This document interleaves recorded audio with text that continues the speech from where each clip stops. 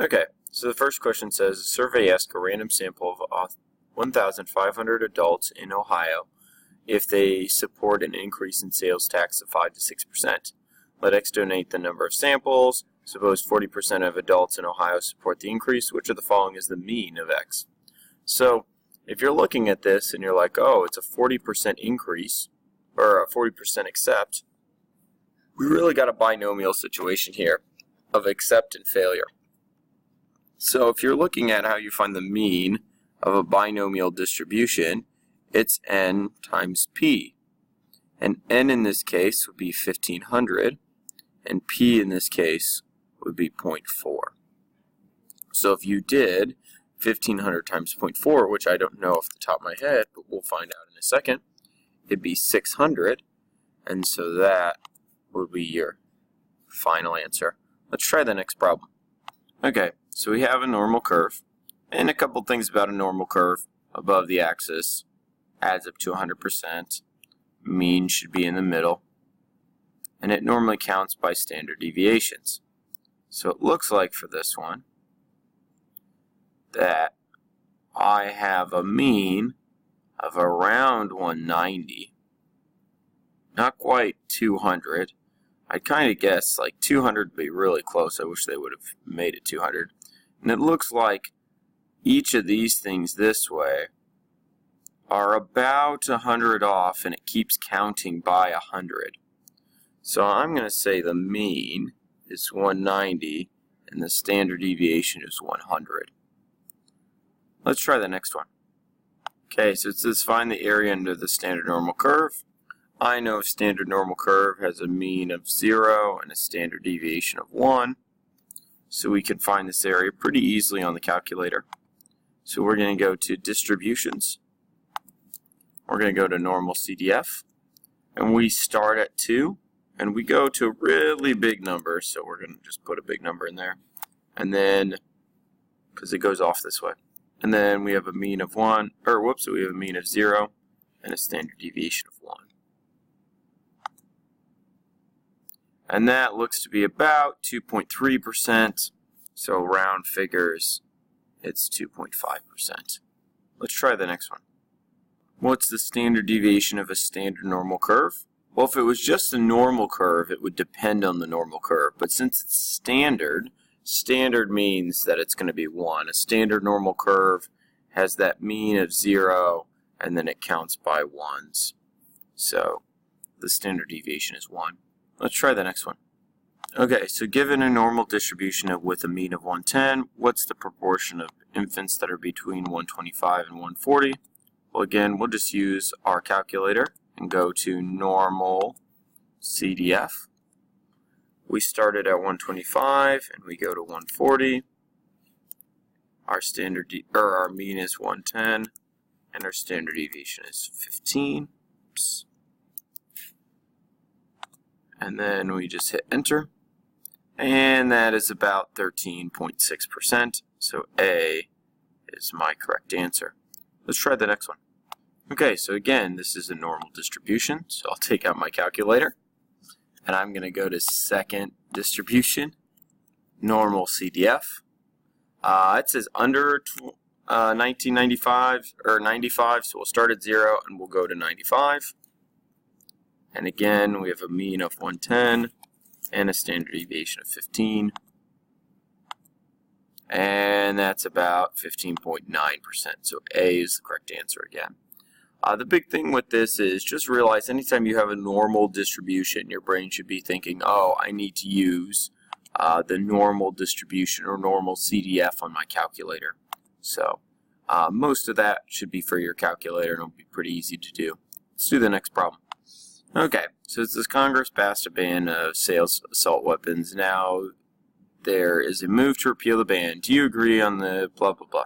So you asked the question of an SRS of a, so SRS stands for simple random sample. So they took 1,000 adults in Texas and they took 1,000 adults in Indiana and they want to know about the standard deviation of this proportion. And so it says approximately the same as in Texas because the two simple random samples are the same size. And that is going to be the correct answer.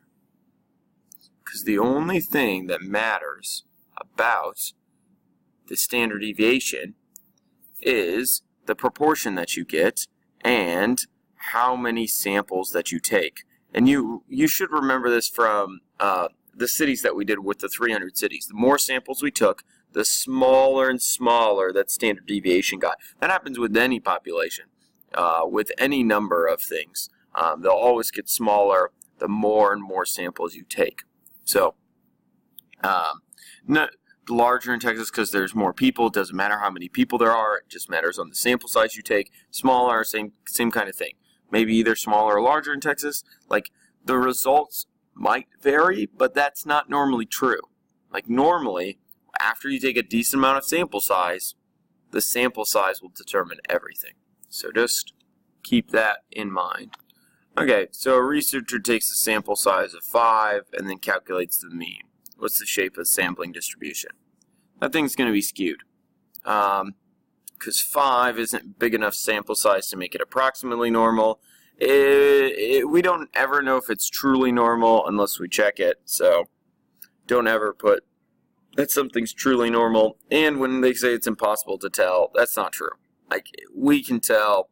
It's all based on the number of samples. If it's bigger than 30, then you know it's normal. If it's less than 30, then flip a coin. Because it's going to be skewed, but you won't know if it's skewed to the left or to the right. So once you know it's skewed, you don't know which way it's skewed, but you'll know it's skewed if it's less than 30. Okay, they took a random sample of 25, the population is normal, the mean is 60, and the standard deviation is 10, and they want to know what our sampling distribution would be. Well, we know our standard, if their other distribution was normal, the sampling distribution will also be normal. So, and we know if it has a mean of 60, it's got a mean of 60. That's why they all have that. Now they have different standard deviations.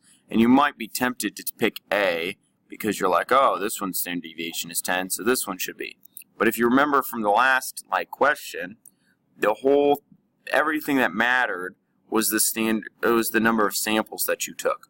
So in a sampling distribution, we calculate the standard deviation by this. So we'd have 10 over the square root of 25, which would be 10 over 5. Which would give you to be 2. So this is why B is the correct answer.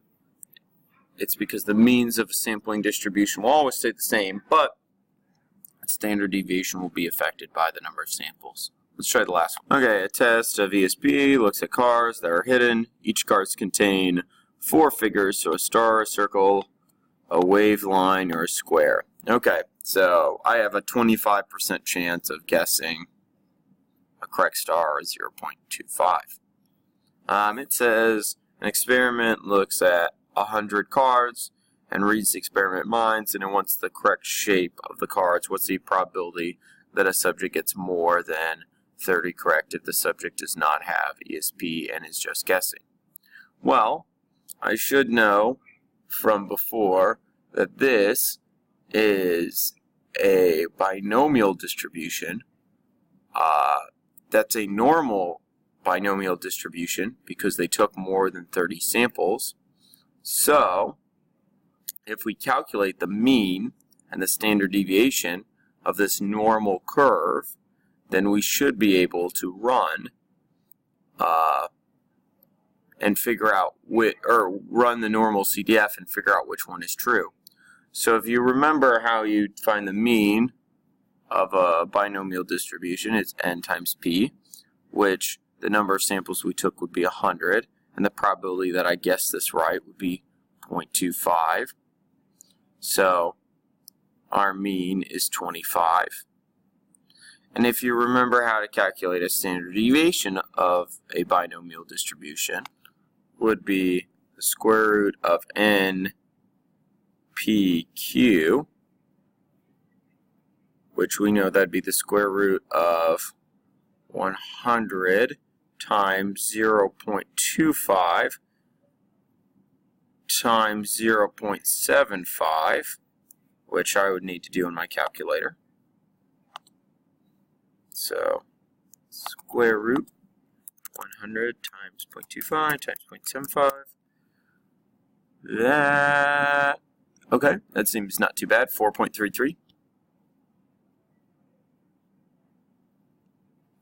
So now we'll do the normal CDF. So our normal CDF would be second distribution, because we know it's approximately normal because we have enough samples.